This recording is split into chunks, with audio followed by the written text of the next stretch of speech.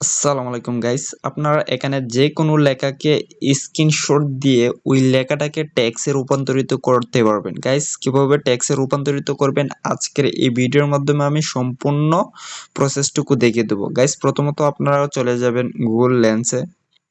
Google লেন্সে চলে আসার পর গাইস আপনারা যে কোনো লেখাকে স্ক্রিনশট দিবেন। স্ক্রিনশট দেওয়ার পর ওই স্ক্রিনশটটি আপনারা সিলেক্ট করে নেবেন।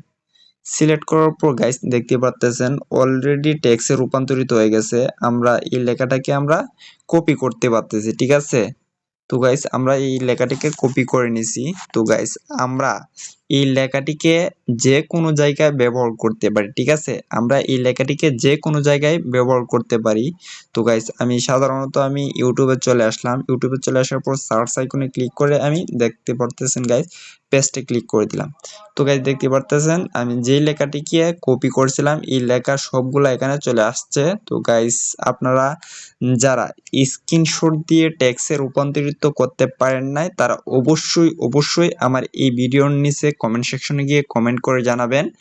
এবং হ্যাঁ, এই ধরনের ভিডিও পেতে আপনারা অবশ্যই চ্যানেলটিকে সাবস্ক্রাইব করে পাশে থাকবেন। ধন্যবাদ সবাইকে, দেখা হচ্ছে পরবর্তী ভিডিওতে। খোদা হাফেজ।